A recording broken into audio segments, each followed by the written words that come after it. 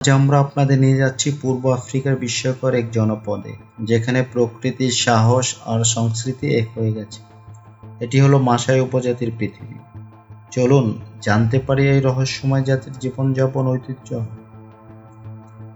মাসাই জনগোষ্ঠী মূলত Kenya, তানজানিয়ার savanna অঞ্চল জুড়ে বসবাস করে। তাদের ভাষা মা এবং তারা মূলত গবাদি পশু পালনের উপর নির্ভরশীল।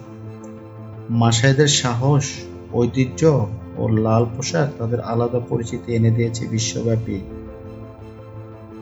মাসাই পুরুষরা সাধারণত লাল, নীল বা চেক ডিজাইনের কাপড় পরেন, যাকে বলা হয় শুকা, আর নারীরা পরে রঙিন সুতার গহনা, আলাদা নকশার পোশাক। এই পোশাক ও অলংকার শুধু সৌন্দর্যের জন্য নয়, বরং প্রতিটি রং ও ডিজাইন বহন করে একটি বার্তা।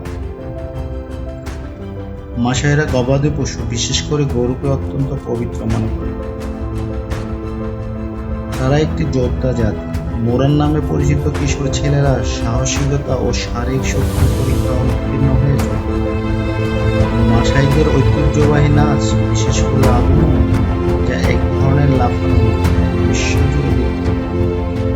এই নৃত্যে উচ্চতায় লাফিয়ে তারা নিজেদের শক্তি আর সাহস প্রকাশ করে।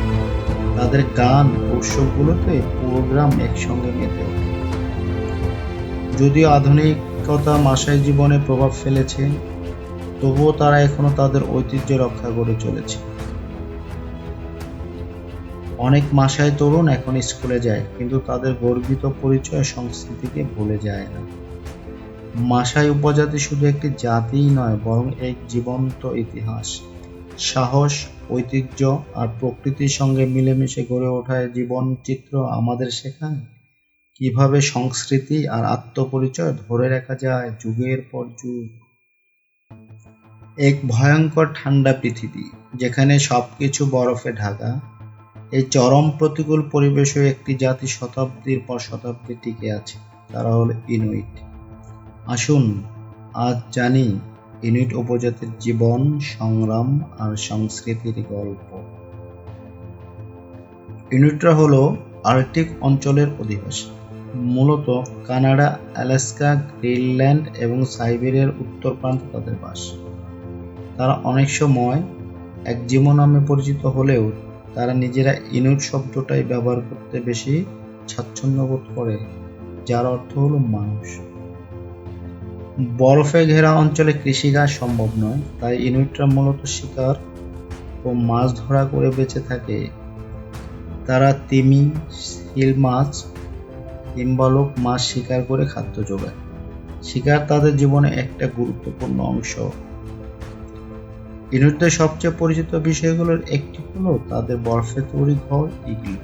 এই ইগলুগুলো বরফে ইট দিয়ে তৈরি হলেও ভেতরে তাপ ধরে রাখে এবং শীত থেকে রক্ষা করে।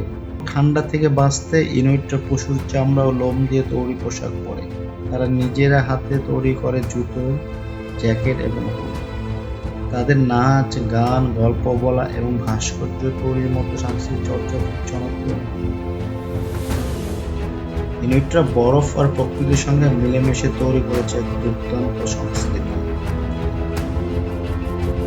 ইনুইট উপজাতি আমাদের শেখায় কিভাবে প্রকৃতির সঙ্গে যুদ্ধ না করে তাকে বুঝে তার সঙ্গে মিশে টিকে থাকে।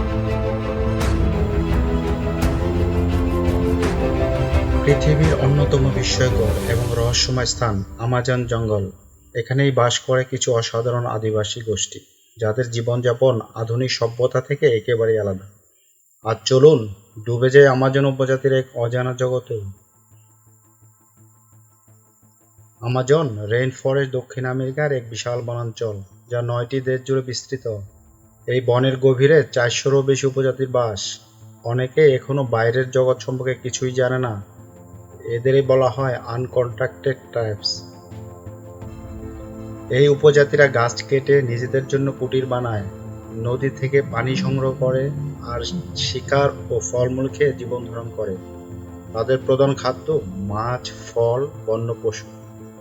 অনেকেই তীর ধনুক দিয়ে শিকার করে। প্রতিটি উপজাতির নিজস্ব ভাষা ও সংস্কৃতি আছে। কিছু উপজাতির ভাষা পৃথিবীর অন্য কোথাও শোনা যায় না। তারা মুখে মুখে গল্প বলে, গান গায়, নৃত্য করে এইভাবেই প্রজন্মের পর প্রজন্ম ধরে তারা তাদের ঐতিহ্য বাঁচিয়ে রেখেছে। আমরা হয়তো মোবাইল, ইন্টারনেট আর টেকনোলজির মাঝে দিন কাটাই, কিন্তু আমাজনের গহীনে এখনো মানুষ আছে যারা প্রকৃতির সঙ্গে মিলেমিশে বেঁচে আছে শত বছর আগের মতো।